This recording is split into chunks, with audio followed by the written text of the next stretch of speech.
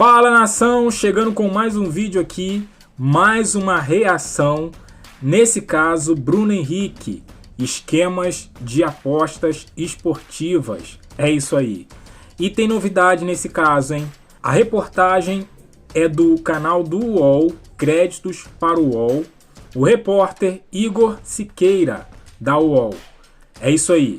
Antes de começar esse vídeo, react, deixa aquele like maroto, fortalece e ajude o canal aqui a crescer. Se inscreva no canal e deixe seu comentário. O que você acha? Bruno Henrique realmente participou desse esquema de apostas? Não participou? Deixe seu comentário aqui. Seu comentário é muito importante aqui pra gente do canal. Sem mais enrolação, vambora reagir a esse vídeo. Novidades no caso Bruno Henrique. Bora!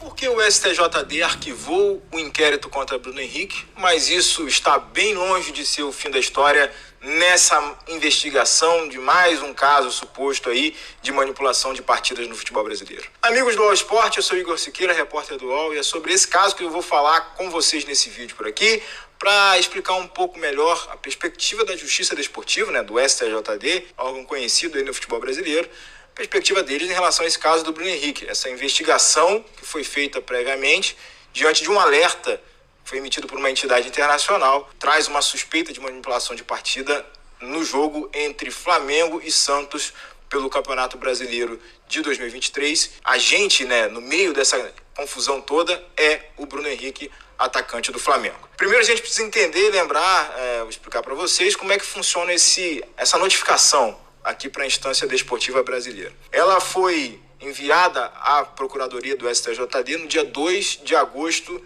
de 2024. Nesse ano, portanto, aí cerca de 9 meses depois do jogo em questão. E o caminho, esse relatório foi feito por uma entidade internacional chamada Associação Internacional de Integridade de Apostas. Eu estou falando em português porque a sigla dela é IBIA, uma sigla em inglês. E aí isso vem num caminho que passa pela Conmebol, passa pela Unidade de Integridade da CBF e chega ao STJD. De posse desse relatório da IBIA, o que a Procuradoria fez? Acionou outra empresa, que é o Esportes Radar, com quem a CBF tem contrato, a FIFA também tem contrato, e a Esportes Radar é a empresa que faz os relatórios a respeito da movimentação de apostas, enfim, de cotações que envolvem os jogos aqui do Campeonato Brasileiro. E houve aí na resposta da Esportes Radar uma diferença aí de teor, né, de tom, em relação à história desse jogo do Flamengo contra o Santos. No relatório da Esportes Radar, a resposta que foi dada à Procuradoria, a Esportes Radar apontou que não houve algo de anormal, algo fora do padrão, fora do comum envolvendo essa partida. Então já tem aí o primeiro conflito de versões ou de teses em relação a esse jogo em questão envolvendo o Bruno Henrique. A Procuradoria, então, recebeu essa resposta da Esportes Radar e qual foi o passo seguinte? Vamos pedir uma posição para o Bruno Henrique e o jogador foi acionado, né, notificado e respondeu por meio de seus advogados durante esse processo de inquérito também, negou as informações, claro, disse que era inocente, enfim. Esses elementos também da parte da defesa do Bruno Henrique foram anexados nesse processo de inquérito feito pela Procuradoria do STJD. O que mais que a Procuradoria fez? Olhou também os dados que tinham no relatório da IBI em relação ao valor de apostas, cotações e tal, e eles perceberam que nessa questão envolvendo o jogo aí do Santos, né, contra o Santos, nesse cartão amarelo que o Bruno Henrique recebeu, os valores de retorno das apostas não seriam tão significativos assim na comparação com a remuneração do jogador e no jogador do porte do Bruno Henrique. Então, pelo que a gente tem de informação, teve aposta com retorno de R$6.000, por exemplo. Embora, obviamente, a Procuradoria não tenha arquivado o inquérito apenas por conta desse elemento, e mesmo que tenha sido esse retorno só de R$6.000, o importante nesse caso não é o valor, mas sim a conduta de quem está, né, supostamente, quem está envolvido nessa questão da manipulação. Mas a Procuradoria considerou, e disse isso numa nota oficial enviada pelo STJD nesta terça-feira, né, no dia da operação da Polícia Federal contra o Bruno Henrique, a Procuradoria disse que, de fato, essa questão dos valores influenciou sim numa tomada de decisão. E aí eu vou abrir aspas para o trecho da nota que eles enviaram aqui, para ler para vocês, para explicar direitinho quais foram os termos usados por ele. A Procuradoria considerou que o alerta não apontou nenhum indício de proveito econômico do atleta, uma vez que os eventuais lucros das apostas reportados no alerta seriam ínfimos quando comparados ao salário mensal do jogador. Então isso de fato entrou aí nesse balaio aí de análise da situação toda. E também houve uma análise, vamos dizer assim, desportiva da questão do cartão, do lance que gerou o cartão para o Bruno Henrique, e a Procuradoria entendeu, né, esse órgão ligado ao STJD, de que o cartão amarelo até era questionável ali, né, não seria um lance tão claro assim para receber um cartão amarelo, que foi uma falta do Bruno Henrique lá, depois ele tomou uma caneta perto da linha de fundo, numa jogada envolvendo o Soteldo. Então, esses elementos foram considerados pela Procuradoria, que decidiu então pelo arquivamento inicial desse inquérito, né, envolvendo o jogador do Flamengo, mas existe um caminho, claro, para que essa investigação, à medida que ela avance, possa voltar ao STJD. Por isso que eu comecei falando no vídeo, nessa abertura do vídeo, de que o caso está longe de acabar.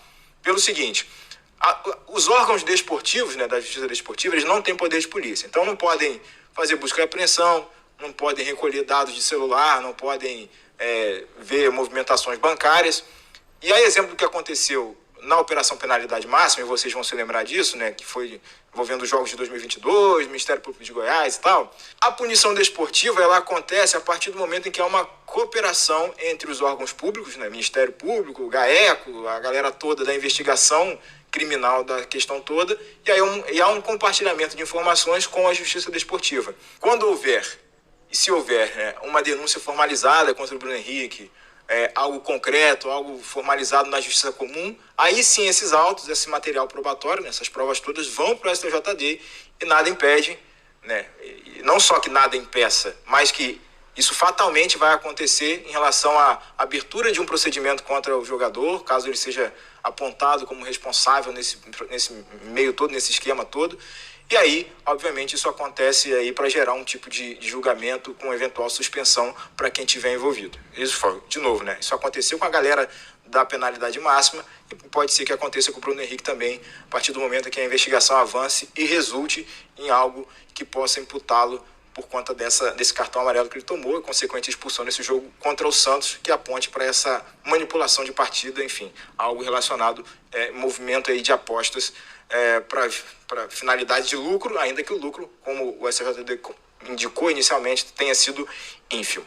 E aí, é isso que vem pela frente, né? Aguardar esse poder público, os entes públicos, a Polícia Federal, para entender para onde vai essa cooperação. O Bruno Henrique, no momento, ele continua sendo relacionado pelo Flamengo, a inclusive viajar para Belo Horizonte, para a partida contra o Cruzeiro, pelo Brasileirão.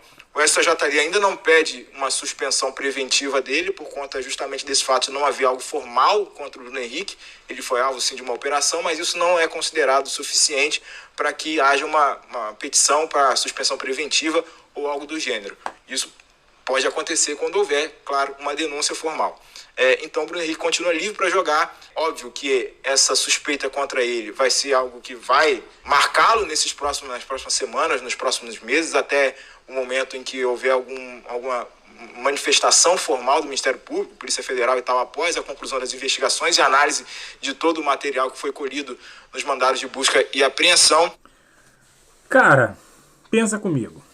Eu tô pensando aqui o que o Bruno Henrique iria ganhar nesse esquema de apostas. Foi falado aí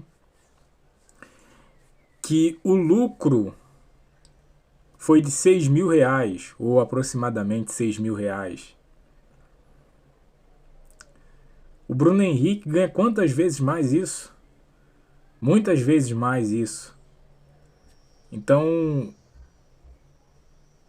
não podemos dizer que ele participou e que ele não participou, mas é muito estranho. O Bruno Henrique não ia ganhar nada com isso. Nada. Exatamente nada. Então, como eu já falei no vídeo passado, eu creio muito que ele não esteja envolvido nesse esquema.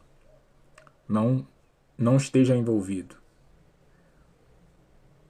Porém, se ele estiver envolvido, me desculpa da palavra, respeito muito as pessoas, mas é de uma ignorância, de uma burrice tremenda.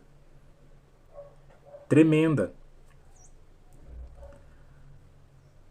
Então, é esperar, aguardar, né, como foi dito aí pelo Igor, o inquérito foi arquivado, mas podendo retornar, né?